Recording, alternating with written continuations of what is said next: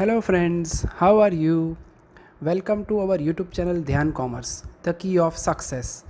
Please like, subscribe, share and press bell icon for notifications. Thank you.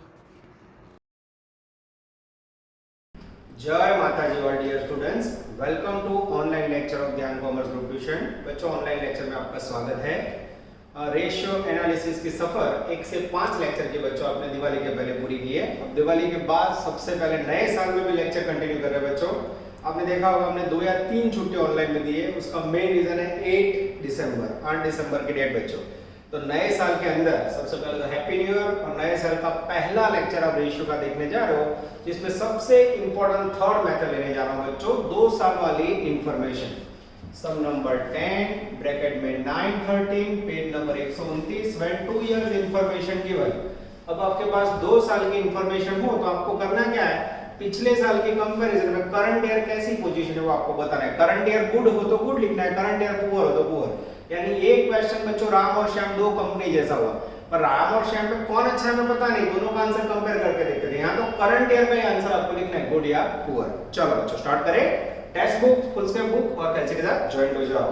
Page number 129, the balance sheet of Kailash company limited as under 2011-12। फिर नीचे PNL का data है। Last paragraph में कुछ information है बच्चों, और आपको 1 से 6 रेशियो काउंट करने का बोला है। कहीं भी कमेंट एनालिसिस नहीं मांगा है, पर बच्चों 2 साल वाले टेक्स्ट बुक में 25 से 26 सम है। ये बुक बहुत पुरानी है, इसके अंदर बीएस शाह ने पुराने सम निकाले गए, तो इसके कारण बच्चों बहुत सारे सम, कोई भी आप 1 या 2 क्वेश्चन करोगे सारे सम सेम जैसे हैं। तो आप 2 साल के बहुत ही लंबे सम पढ़ते हैं, तो हम बहुत ही लिमिटेड और इंपॉर्टेंट एग्जांपल्स खास प्रैक्टिस के लिए लेंगे। चलो आज लेने जा रहे हैं सम नंबर 10। सबसे पहले क्रम क्या लोगे, पीएनएल, बैलेंस शीट, रेशियो और फिर कमेंट। आवा एग्जांपल में कमेंट मांगी हो तब भी एग्जाम में लिखनी है, मैं आपको सिखा रहा हूं। पर एग्जाम में ना मांगे तो कमेंट मत लिखना। लास्ट 5 साल में ऐसा हुआ बच्चों, 2 या 3 साल कमेंट के बिना खाली रेशियो के 14 मार्क थे, कई बार कमेंट के साथ होता है। तो डिपेंड्स ऑन टीचर्स माइंड। कई टीचर को खुद कमेंट नहीं आते तो कमेंट कहां से पूछेंगे। तो आप लोग रीडिंग हैबिट रखना क्वेश्चन और फिर डिसीजन लेना। चलो रेडी। सबसे पहले बना ले डेंजरस पीएनएल अकाउंट।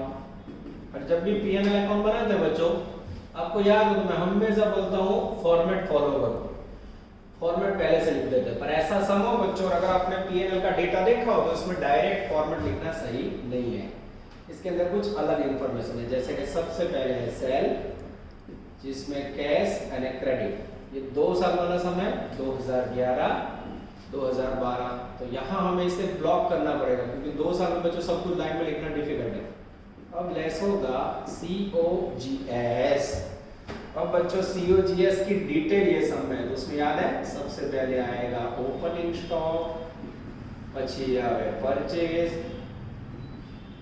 फिर आएगा परचेज एक्सपेंडिचर, फिर उसमें से आप डिडक्ट करोगे क्लोजिंग स्टॉक, तो फिर मिलेगा BCOGS। इनमें से भी लेस करोगे बच्चों तब आपको रिसीव होगा ग्रॉस प्रॉफिट, जिसमें से बच्चों आप लेस करोगे ऑपरेटिंग एक्सपेंस, जिसके अंदर मुझे दिखाई दे रहा है ऑफिस एक्सपेंस और सेल्स एक्सपेंस। जिसके बाद मिलेगा बच्चों, इसे आप कह सकते हो PBT, इसे ही कह सकते हो PBIT और इसे ही कह सकते हो नेट प्रॉफिट PAT। रीजन, इसके बाद बच्चों एग्जांपल पे इंफॉर्मेशन अवेलेबल नहीं है, जानी जोइन बच्चों अगर माहिती नहीं आपी तो ये सब का टारगेट कुछ एक अलग प्रकार का पीएनएल अकाउंट। चलो सबसे पहले बच्चों टेक्स्ट बुक में से सेल लिखूं, ये लिखा 240 और 4,20,000। चलो उसके बाद ओपनिंग स्टॉक में बच्चों मुझे COGS में परचेज दिख रहा है, परचेज बोलो तो मित्र 120 और 3,10,000। Purchase expenditure 10,000 25,000। उसके बाद बच्चों बैलेंस शीट में क्लोजिंग स्टॉक है, ये लिखा क्लोजिंग स्टॉक 90,000, बैलेंस शीट में से 1,10,000। अब यहाँ ओपनिंग स्टॉक नहीं है, पर इसके लिए मेरा ध्यान जा रहा है लास्ट पैराग्राफ, छिल्लो पैराग्राफ जो बच्चों page number 129। The book value of stock on 31/12 was 80,000 and its market value was 70,000। 10 का क्लोजिंग स्टॉक 11 के लिए क्या होगा, ओपनिंग स्टॉक। स्टॉक के लिए नियम क्या है बच्चों, traditional approach, whichever is less is taken, जे ओछું હોય એ લેવાય। अब यहाँ 10 का स्टॉक है बच्चों 80,000 और मार्केट वैल्यू है 70,000। कौन सा लोगे? 80 और 70 में लेस कौन सा है? 70,000। This is very important. अच्छा, और फर्स्ट ईयर का जो भी क्लोजिंग है वो नेक्स्ट ईयर के लिए क्या होगा? This is very important. Clear हो गया बच्चों? कैसे मैंने स्टॉक का सेटिंग किया देख लो। पहला पैराग्राफ में बुक में आप्યું છે 10 નો ક્લોઝિંગ સ્ટોક, એ 11 માટે ઓપનિંગ અને 11 નો ક્લોઝિંગ 12 માટે ઓપનિંગ સેટિંગ કરો। तो बच्चों टोटल करोगे तो पहले में आएगा 250 અને 4,25,000, 2,50,000 અને 4,15,000, 4,25,000। बच्चों आप लोग टोटल चेक करना। फिर से बता रहा हूँ बच्चों, क्लास में तो आप टोटल करना है, टोटल के लिए कोई अवेलेबल पर्सन नहीं, खुद ही अपने आप ही आपके लिए काम कर रहा हूँ। 250 माइनस 90 वैल्यू आएगी बच्चों 1,60,000। ये हो गया COGS। 425 minus 10 I think 315। अब बच्चों लगातार 2 साल वाला समय, इसलिए ये रहा COGS। सेल माइनस COGS 240 માંથી 160 જાય आई थिंक 80 અને 420 માંથી 315 જાય आई थिंक 1,05,000। यस, एकदम सही है। अब इसमें से बच्चों लेस करेंगे ऑपरेटिंग एक्सपेंस, जिसके अंदर ऑफिस खर्च है 40,000 અને 45,000 અને सेलिंग एंड डिस्ट्रीब्यूशन है 32,000 અને 40,000। अब बच्चों इसमें से इंटरेस्ट लेस करेंगे। बैलेंस शीट में नजर बैलेंस शीट में लायबिलिटी साइड डिबेंचर में परसेंटेज ही नहीं है, सिक्योर्ड लोन में परसेंटेज ही नहीं है, यानी डिबेंचर के ऊपर ब्याज देना ही नहीं है, तो ब्याज नो पॉइंट है नहीं, तो सीधो ऑपरेटिंग एक्सपेंस लेस करवाना। 80 में से 72 गए 8,000, 1,05,000 में से 85 गए 20,000। ये हो गया पीबीडी, पीबीआईटी, नेट प्रॉफिट। कारण इसके बाद बच्चों टेक्स्ट बुक में टैक्स किया कोई इंफॉर्मेशन डिबेंचर इंटरेस्ट की अवेलेबल नहीं है। ये हो गया बच्चों आपका डेंजरस पीएनएल अकाउंट। नया क्या आया 2 साल के अंदर COGS का अद्भुत वर्किंग। अब बच्चों मुझे सेल के अंदर डिजाइन सिखानी है। सेल के लिए मैं ब्रैकेट पढ़ रहा हूं, नोट नंबर 1, कैश क्रेडिट अलग करना है ना, credit sales are 3 times of cash sale. Credit sale cash નું 3 ગણું છે। अब मेरे पास कैश भी नहीं और क्रेडिट भी नहीं बच्चों, और कैश सेल का 3 गुना है तो क्या करूं? सपोज कैश सेल 100 है तो क्रेडिट कितना होगा बच्चों? 3 गुना। 100 का 3 गुना करो तो 300। टोटल कितना होगा? 400। टोटल से 400 है तो 2011 में कितना है मेरे पास? 400 पे 2,40,000, तो 100 पे हाउ मच 100 रखोगे तो कैश मिलेगा। कैश सेल 2011 का कितना आएगा बच्चों? कैश सेल आएगा आई थिंक 60,000। ये लिखा, ये 60 को यहाँ टपकाया, 240 में से 60 गया 180 सेम पर 2012 के लिए, और 400 पे वैल्यू 4,20,000, तो 100 पे हाउ मच? जैसे 100 रखोगे बच्चों आपको रिसीव्ड होगा कैश सेल्स। रिसीव्ड की वैल्यू है 1,05,000। ये आया बच्चों 1,05,000। 420 में से 1,05,000 गए बच्चों तो नीचे आएगा 3,15,000। ये हो गया बच्चों आपका डेंजरस पीएनएल अकाउंट। चेक कर लो बच्चों आंसर। चलो आई थिंक एकदम सही है बच्चों। चलो अब बनाएंगे बच्चों बैलेंस शीट। नया क्या सीखा इसमें? COGS के अंदर डिटेल आई और कैश और क्रेडिट सेल का आगे वर्क किया था, इसमें थोड़ा अलग प्रकार का पॉइंट आया। चलो अब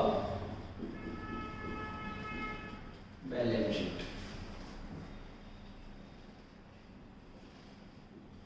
2011 2010 चाइनीज में पर्टिकुलर। उसके बाद बच्चों 2011 2012। चलो रेडी। सबसे पहला हेडिंग लिखेंगे बच्चों सोर्सेज ऑफ फंड्स, पैसों का कलेक्शन। चलो सोर्सेज पैसों के कहां से है? तो सबसे पहले बैलेंस शीट पकड़ लो, पेज नंबर 29 लायबिलिटी साइड से शुरू करो बच्चों। सबसे पहले आएगा इक्विटी कैपिटल, फर्स्ट ईयर में 2 लाख, सेकंड ईयर में 4 लाख। चलो પછી લખીશું रिजर्व। रिजर्व के अंदर आएगा बच्चों जनरल रिजर्व, जिसकी वैल्यू है 15,000 25,000। चलो उसके बाद है बच्चों P&L अकाउंट। P&L अकाउंट की वैल्यू है 8,000 और 14,000। जैसे बच्चों आप टोटल करोगे आई थिंक 2,23,000 और बाजू में आएगा 4,65,000। ये हो गया बच्चों कैपिटल प्लस रिजर्व। अब इसमें से डिडक्ट करेंगे 50 टीएस असेट्स। 50 टीएस असेट्स में असेट्स है देखो बच्चों debenture discount, preliminary expense, underwriting commission, ऐसे पॉइंट आएंगे। मुझे असेट साइड प्रिलिमिनरी दिख रहा है, प्रीपेड ना हो, ध्यान रखो कई लोग प्रीपेड लिख देते हैं। प्रिलिमिनरी एक्सपेंसेस वैल्यू 3,000 અને 5,000। जैसे माइनस करोगे बच्चों फर्स्ट हेडिंग आया इक्विटी शेयर होल्डर फंड 220 અને 4,60,000। ठीक है बच्चों। चलो अब इसमें ऐड करेंगे बच्चों सेकंड मालिक जिसका नाम है preference share holder, preference and capital. और अनलकी बैलेंस शीट में प्रेफरेंस एंड कैपिटल है ही नहीं, तो इसे कहा जाएगा शेयर होल्डर फंड्स या प्रोप्राइटरी फंड। 220 અને 460। अब इसमें ऐड होगा बच्चों लॉन्ग टर्म लायबिलिटीज या इसे कहा जाता है नॉन करंट लायबिलिटीज, जिसके अंदर है बच्चों बैलेंस शीट में लायबिलिटी साइड डेंजरस डिबेंचर जिसकी वैल्यू है 90, 90 और डेंजरस 90। और उसके बाद मुझे दिख रहा है सिक्योर्ड लोन 10 कह सकते हैं 10। अब बच्चों फर्स्ट टोटल करेंगे जिसे कहा जाएगा कैपिटल एम्प्लॉयड।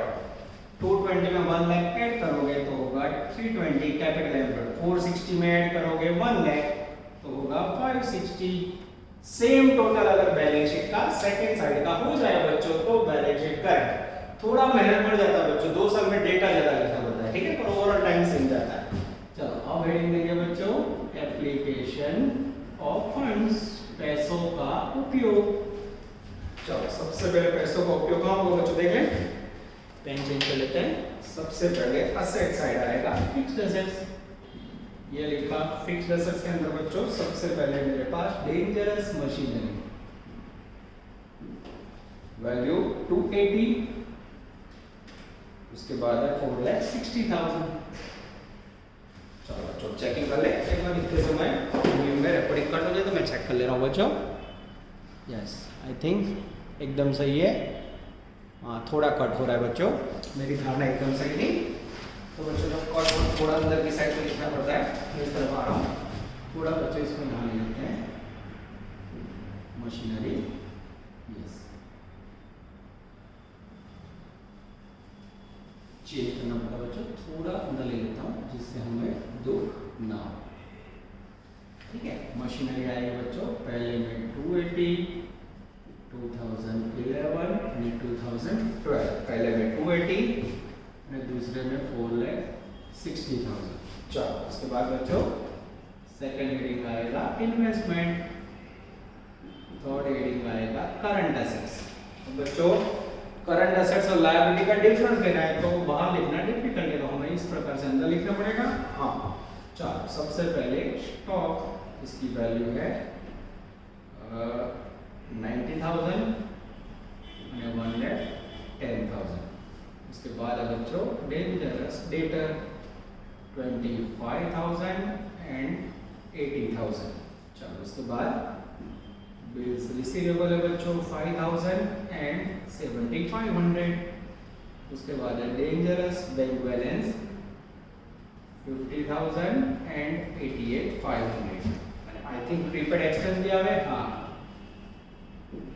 प्रीपेड एक्सपेंसेस जिसकी वैल्यू है 30,000 एंड 40,000। एक अच्छे एलसीसी टोटल जैसे बच्चों हम टोटल करने जाएंगे वैल्यू है पहले में 2 लाख और दूसरे में 3 लाख।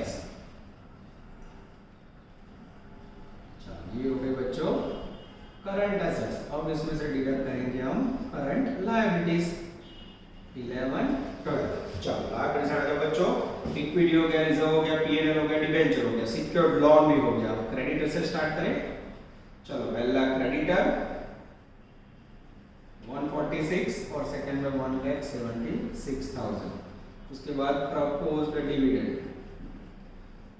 डिविडेंड पहले में 10,000 और दूसरे में है बच्चों 20,000। उसके बाद प्रोविजन फॉर डेंजरस टैक्स 4,000 અને 4,000। जैसे बच्चों टोटल करेंगे बी के अंदर बच्चों हमें रिसीव होगा current liability 1,60,000 and I think 2 lakh।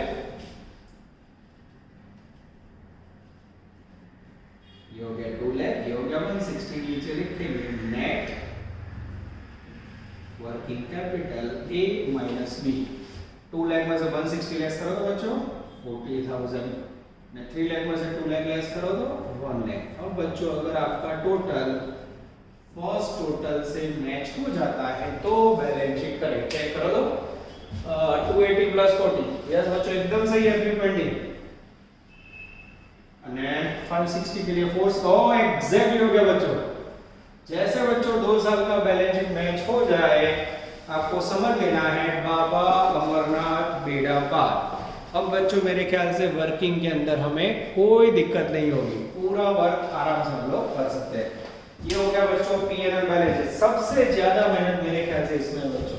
चलो अब मैं आपके सामने पीएनएल निकाल देता हूं बच्चों और स्टार्ट करने जा रहा हूं calculation of ratio with comment.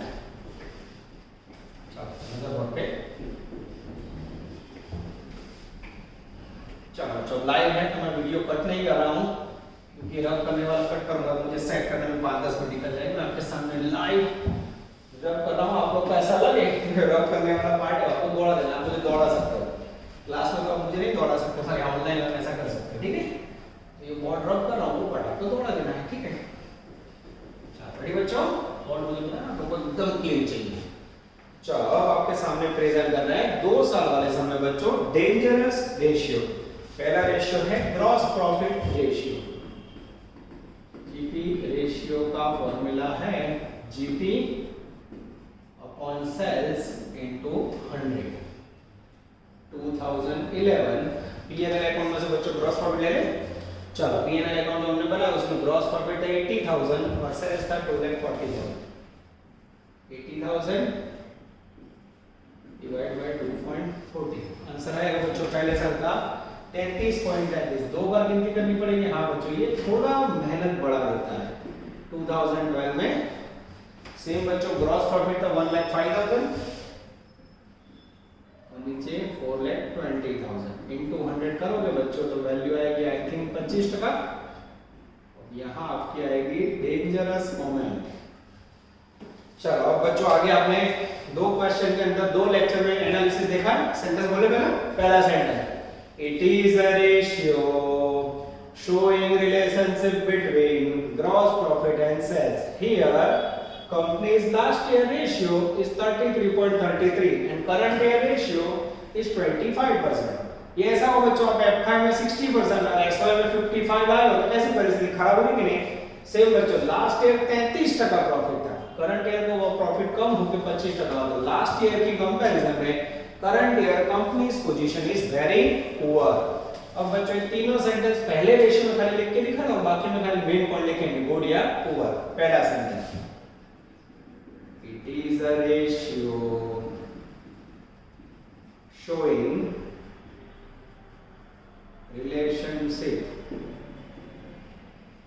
between gross profit and sales. Here company's last year ratio is 33.33% and current year ratio is 25%. ये हो गया बच्चों दो सेंटेंस, मेन सेंटेंस। अब बच्चों पैराग्राफ में in comparison with last year ratio company's current year position is very poor. current year बच्चों ratio down हुआ है। क्लियर हो गया बच्चों? अब मैं हर एक में 3 सेंटेंस भी लास्ट में पूरी गुड लिख रहा हूँ। चलो बच्चों सेकंड नंबर पे लेने जा रहे हैं हम लोग डेंजरस नेट प्रॉफिट रेशियो।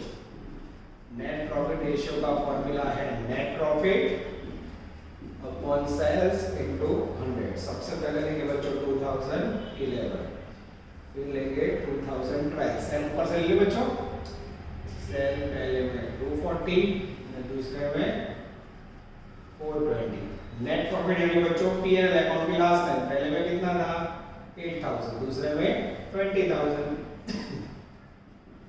जैसे ही 200 करोगे बच्चों नेट प्रॉफिट का आंसर है 3.33 है 4.36, 3.33% અને 4.76%। अब आपको धनी है कमेंट। चलो चेक कर लें आंसर बच्चों, सही है। चलो पहला सेंटेंस एक साथ बोलो, it is a ratio showing relationship between net profit and sales. Here company's last year ratio is 3.33% and current year ratio is 4.76%. In comparison with last year, company's current year position is very satisfactory. क्यों? यहाँ देखो बच्चों profit last year से net profit ज्यादा हो गया, तो current year position is very good. Good लिखो बच्चों या वेरी सेटिस्फैक्टरी, वो आपके ऊपर है, ठीक है। तो इस प्रकार से बच्चों आपको रेशियो और एनालिसिस अगर एग्जाम के अंदर मांगा हो तो करना है। अब बच्चों मैं लेने जा रहा हूँ थर्ड रेशियो। क्यों रखा हुआ है बच्चों, जिससे मुझे रेशियो में वैल्यू डालूं तो इसी पर। चलो 3 नंबर में मेरे सामने बच्चों सबसे लंबा रेशियो लिक्विड रेशियो।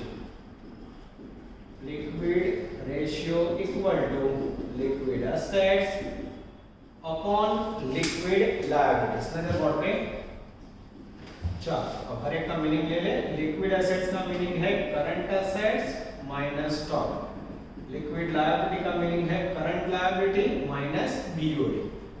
2011 और 2012 डायरेक्ट बच्चों के लिए समझ आएगा। देखो मैं यहां से ले रहा हूं, आर करंट एसेट जो मिला 2 लाख, 2 में से 90 गया,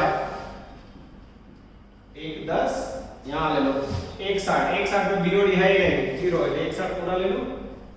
चलो बाजू में 2012 में 3 लाख, 3 लाख में से 1 10 गया, 3 में से गया 2, 2 में से 10 गया 1 90, और नीचे 2 लाख है उसमें 0, बीओडी है नहीं, पूरे 2 लाख। अब आंसर काउंट करोगे बच्चों तो लिक्विड रेशियो फर्स्ट का आएगा 0.69, पीछे बाय डिफॉल्ट क्या लगता है 1:1, और यहाँ 0.95 1:1। क्लियर हो रहा है। अब बच्चों पहला सेंटेंस बोलना हो तो, और फिर कमेंट। पर ये जो परीक्षा में कमेंट एनालिसिस मांगे तो ज करो। चलो कैसे लिखेंगे पहला सेंटेंस। अब तो क्लास में तो बच्चों इतना मजा आता, मैं ऐसे बोला चलो स्टार्ट करो, बच्चे बोलते हैं फिर मुझे लिखना भी नहीं पड़ता, इतना इजी हो जाता है। कारण मैंने इसके अंदर टेक्निक ऐसे यूज की बच्चों, एक ही सेंटेंस में बार-बार आपको रिपीट करवा रहा हूं जिससे मेमोराइज हो जाए। It is a ratio showing relationship between liquid assets and liquid liability. Here company's last year ratio is 0.69:1, current year ratio is 0.95:1। Liquid ratio का मीनिंग होता है बच्चों कैश पोजीशन ऑफ बिजनेस। अब यहाँ कंपनी देखो last year company के पास 160 लाख और 110 payment था, बहुत खराब स्थिति थी। करंट ईयर में 2 लाख रुपए लायबिलिटी सामने 190 पेमेंट करना है, तो वो भी खराब स्थिति है बच्चों। अरे सर और 2 लाख पेमेंट करना और 190 हाथ पे है, और लास्ट ईयर की स्थिति कैसी है, तो लिक्विड रेशियो बच्चों हमेशा आइडियल 1:1 है, इक्वल हो, जो उससे नीचे वो खराब होता है। पर हमें लास्ट ईयर की स्थिति देखें तो करंट ईयर में सेटिस्फैक्टरी कहना, मतलब करंट ईयर में लिखना है तो क्या कह सकते हो, in comparison with last year current year position is good. ठीक है, हमें ये लिखना है। ठीक है, चलो 4 नंबर ले बच्चों। 4 नंबर में आएगा dangerous return on capital employed. Rate of return on capital employed, जिसका फॉर्मूला है PBIT upon capital employed into 100। 2011 capital employed यानी बैलेंस शीट का फर्स्ट टोटल 320, PBIT यानी P&L अकाउंट का profit before interest and taxes. तो सब एक ही में चॉर्ट था। यस 2012 के अंदर प्रॉफिट PBIT का 20 और कैपिटल एम्प्लॉयड का टोटल 560 इनटू 100 का क्या आंसर बोलो बच्चों। चलो आंसर बच्चों मैं देख के कर लूं। यस पहले में आएगा 2.5% અને दूसरे में आएगा 3.5%, 3.57% बच्चों, ये 7 ऐड कर देते। चेक कर ले आंसर, यस एकदम सही है बच्चों। चलो इसकी कमेंट लिखनी हो तो रिटर्न में तो मैंने आपको सिखाया ना, high equal to good, it is a ratio showing relationship between PBIT and capital employed. Here, company's last year ratio is 2.5% and current year ratio is 3.57%. In comparison with last year, current year position is very good. क्यों? तो return high है, तो current year position is very good या good, जो लिखना हो बच्चों लिख सकते हो, very satisfactory, very good, ये depends on your mind है, ठीक है। चलो अब बच्चों आगे स्टॉक रेशियो और डेटा रेशियो के लिए मैं इस तरह से करता हूँ जिससे हमें वर्किंग में थोड़ा आसान हो जाए। नजर बोर्ड पे, बॉडी फिक्स पर अगेन कंटिन्यू बच्चों, क्लास में तो आप बॉडी फिक्स करते हो, यहाँ आप बॉडी को एडजस्ट करते हो कि मुझे पता नहीं है, और मोस्टली मेहनत करने वाले बच्चे बॉडी को फिक्स करते हो। चलो दो रेशियो के लिए मैंने जगह बना ली। रेशियो का नंबर है बच्चों इसके बाद 5 number, yes, stock turnover. Stock turnover का फॉर्मूला है बच्चों COGS upon average stock. COGS यानी P&L अकाउंट में से ले बच्चों 2011, जिसमें P&L अकाउंट में से बच्चों में COGS लेने जा रहा हूं 160, मैंने 2012 के लिए 3,15,000। नीचे चाहिए बच्चों एवरेज स्टॉक। अब एवरेज स्टॉक का फॉर्मूला क्या है बच्चों? Average stock equal to opening stock plus closing stock divide by 2, 2011 और फिर यहाँ लेंगे 2012। चलो बच्चों P&L अकाउंट में से ले ले। P&L के अंदर ओपनिंग स्टॉक था बच्चों सबसे पहले 70,000, फिर क्लोजिंग स्टॉक बैलेंस शीट में से ले ले 90,000 डिवाइड बाय 2, फर्स्ट का 90, नेक्स्ट के लिए ओपनिंग 90 प्लस 110 डिवाइड बाय 2। कोई बोले सर मेरा माइंड एक्टिव और मैं एवरेज स्टॉक का फार्मूला माइंड में रख के डायरेक्ट लिखूं तो चलता है बच्चों, डायरेक्ट भी चलेगा, ठीक है। चलो 90 प्लस 70 160, 160 डिवाइड बाय 280, चेक कर लो बच्चों, यस एकदम सही है। और बाजू में बच्चों 2 lakh divide by 2 1 lakh, yes ये भी सही है। ये हो गया 80,000, ये हो गया 1 लाख। जैसे डिवाइड करोगे बच्चों यहाँ आएगा 2 टाइम्स और यहाँ आएगा 3.15 टाइम्स, टाइम्स ना लिखो तो आधा मार्क कटेगा। चलो यहाँ आएगी बच्चों कमेंट, पहला सेंटेंस ले ले। चलो नजर बोर्ड पे, it is a ratio showing relationship between COGS and average stock. Here company's last year ratio is 2 times and current year ratio is 3.15. बोलो लास्ट साल आपने 2 बार माल बेचा था, इस बार आपने 3.15 बार माल बेचा था। लास्ट ईयर से करंट ईयर कैसी पोजीशन है? Very good position. In comparison with last year current year position is very good position for current year. चलो सबसे पहले अब लास्ट रेशियो ले लेते हैं बच्चों, dangerous debtor ratio equal to debtor plus bills receivable upon credit sales into 360 के 365। जैसे बुक में पढ़ा बच्चों, डेटर के ब्रैकेट में लिखा है 360, 2011 અને 2012। चलो बैलेंस शीट में डेटर में बीआर ले लो। बैलेंस शीट में डेटर 25,000 છે, फर्स्ट ईयर बीआर 5,000, बाजू में डेटर 80,000 અને B R 7,500। Credit sales P&L account में से क्रेडिट सेल ले ले बच्चों। चलो क्रेडिट सेल पहले में 180 और दूसरे में आई थिंक 350 इनटू 360 इनटू 360। जैसे बच्चों इनटू 360 करोगे डेज में आंसर आएगा फर्स्ट का 60 डेज और बाजू में आएगा 100 डेज। पहला सेंटेंस ले ले बच्चों कमेंट,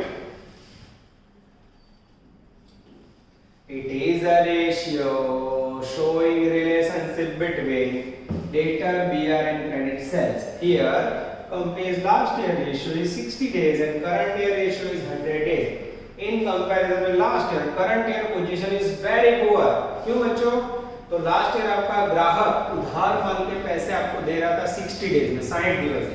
इस साल वो रेशियो कितना हो गया बच्चों? 100 डेज।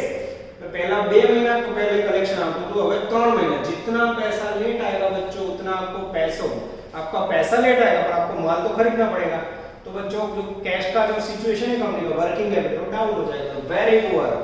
बहुत ही जल्दी पैसा जो लास्ट ईयर की कंपैरिजन में current year very poor position, very poor position in current year. ठीक है, तो कैसे याद रखोगे बच्चों? जीपी रेशियो में हाई इक्वल टू गुड, પછી नेट प्रॉफिट में हाई, लिक्विड में हाई, रिटर्न में हाई, स्टॉक में इसमें खाली लो इक्वल टू गुड। और आपको देखना क्या है बच्चों? खाली करंट ईयर की पोजीशन आपको देखनी है। ये हो गया बच्चों 2 साल वाला अफलातून क्वेश्चन। ऐसे कितने क्वेश्चन है बच्चों टेक्स्ट बुक में? 24 से 25 क्वेश्चन खाली लेबर करने के लिए, पर इतने सारे करने की जरूरत नहीं है। इसके बजाय में 9 और 13 जो अच्छे क्वेश्चन है वही बच्चों को होमवर्क में दे रहा हूं। इसके बाद बच्चों जैसे हमें टाइम मिलता हम लेते हैं ऑब्जेक्टिव, छोटू प्यारे सम। चलो बच्चों एक बड़ू सम करने के बाद sum number latest 1 Jignesh, page number 166, homework में लेटेस्ट 2। अब बच्चों ये जो सम है ना हर एक की बुक में अलग अलग नंबर होगा, किसी में ऐसा हो सकता है 45 हो, किसी में लेटेस्ट 8 हो, पर सम नो पेज नंबर पर गिरा। हमेशा याद रखो पेज नंबर सेम रे नाम जिग्नेश। જેની બુકમાં જિગ્નેશ સમ હોય ને એ પાછળનો સમ હોમવર્કમાં કરવાનો। ये 48 हो तो 49, ये लेटेस्ट 8 हो तो लेटेस्ट 9। मेरी बुक में लेटेस्ट 1 है, उसके पीछे का आप छोटू सम करोगे। ठीक है बच्चों, चलो रीडिंग स्टार्ट करो बच्चों। From the following date of Jignesh find out opening stock, closing stock and creditor. तीन वस्तु फाइंड करवानी। सेल आपको 5 lakh, gross profit ratio 35%, stock turnover 2.5 times, working days 350, creditor ratio 140, opening stock is more by 6। अच्छा सम बच्चों કેટલા ratio નો use करो जो reverse है। सबसे पहले बच्चों सेल दिए है, ग्रॉस प्रॉफिट रेशियो का यूज करेंगे। Yes, GP ratio equal to GP upon sales into 100। अब बच्चों मेरे ख्याल से मेरी बुक में ग्रॉस प्रॉफिट रिवाइज किया तो आप चेक करना, पता चलेगा मुझे जीपी सही है कि नहीं।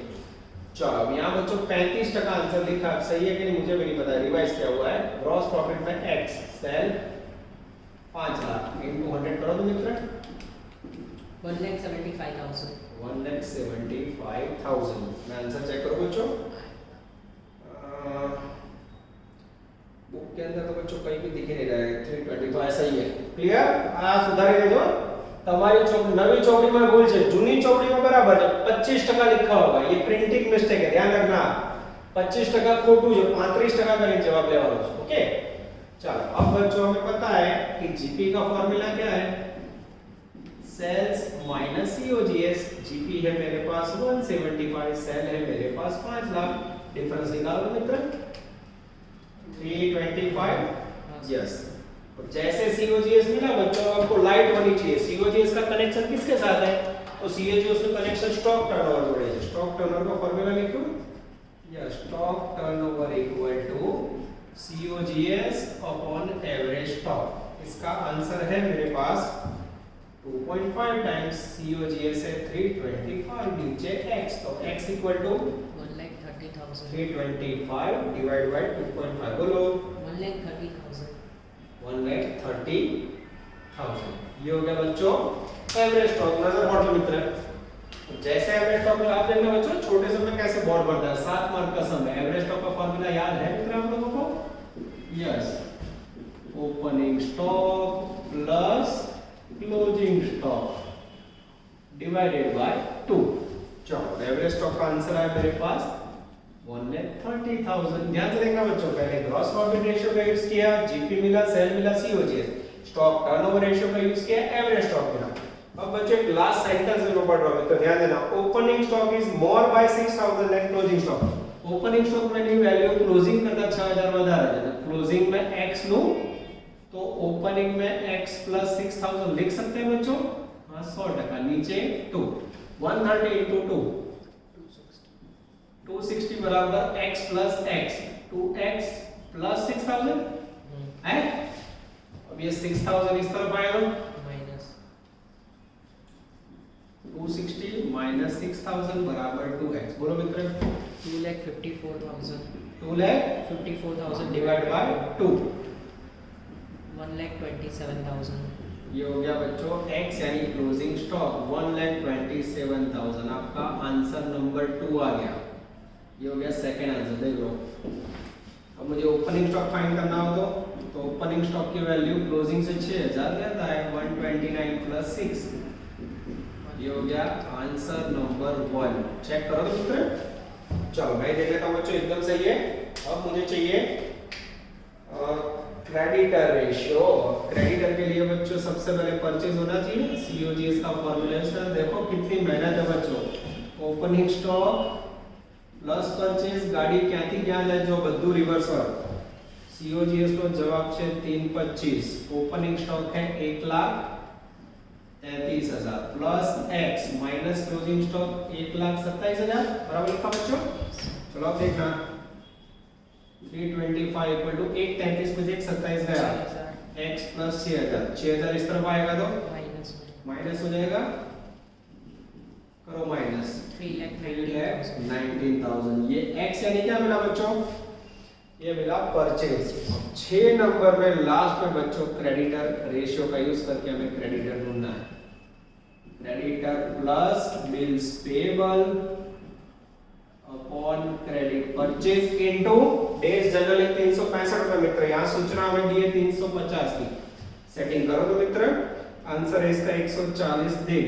क्रेडिटर की जगह पे x, बिल्स पेबल છે, बिल्स पेबल की वैल्यू नहीं बच्चों तो जीरो समझना है। क्रेडिट परचेज, ये जो परचेज है उसे हम धारणा करेंगे क्रेडिट है। तो x बराबर 319 into 140 अपॉन 350। चेक करना में तो कटना हो नहीं हो रहा है, वो नीचे हाँ इसको लो। 1,27,600.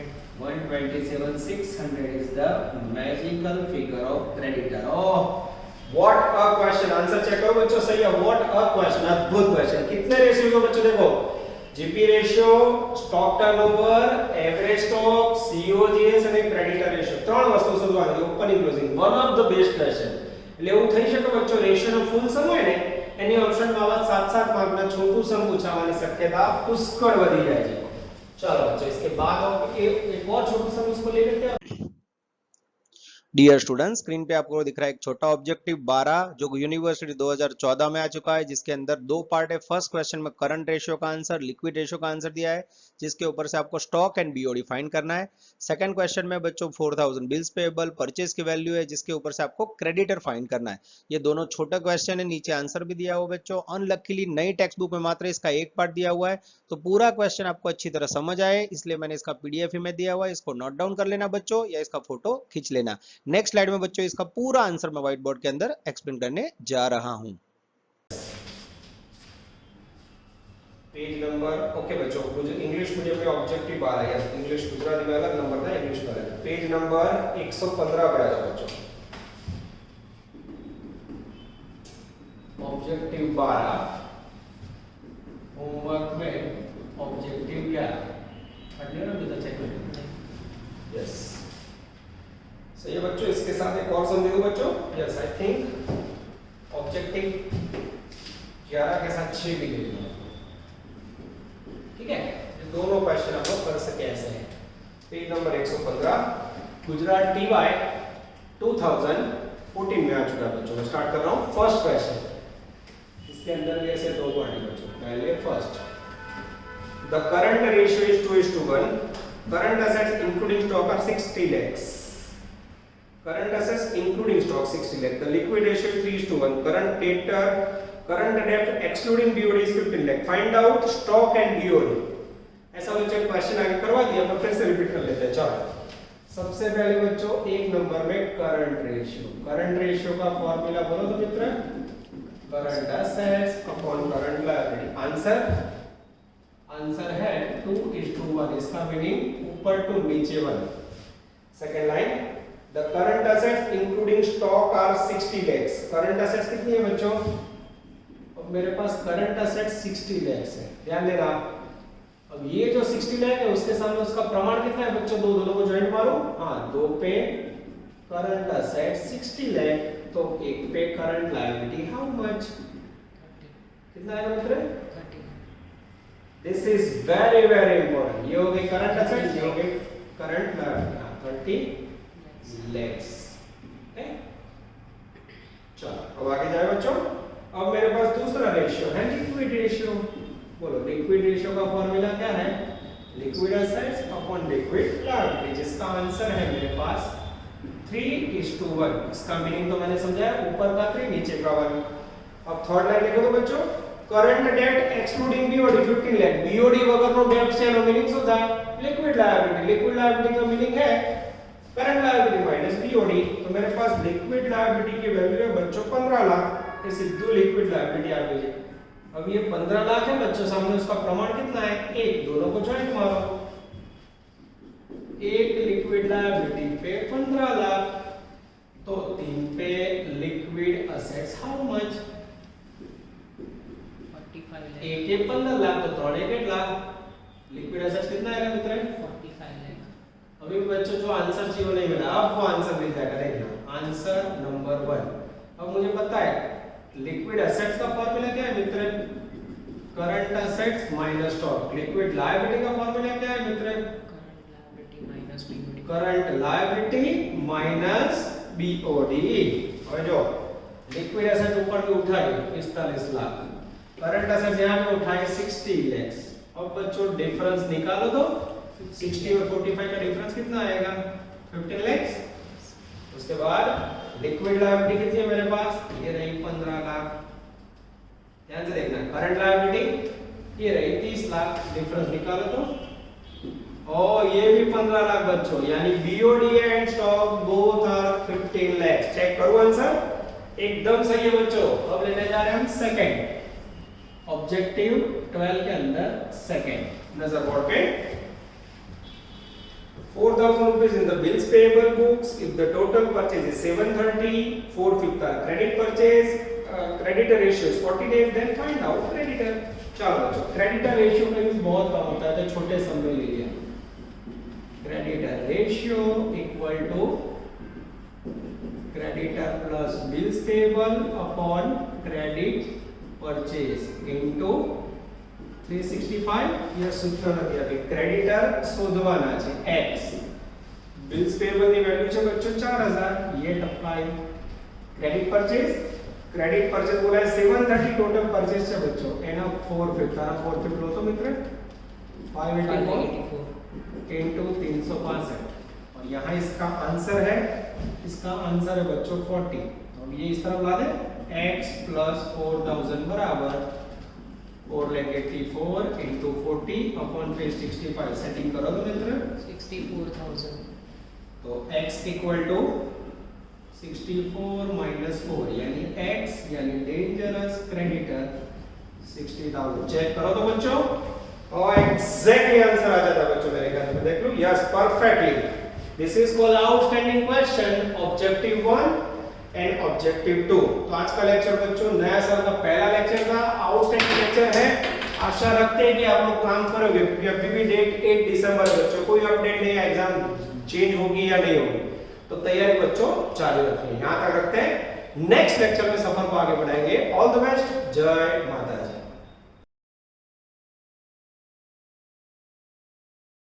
Please like, subscribe, share and press bell icon for notifications.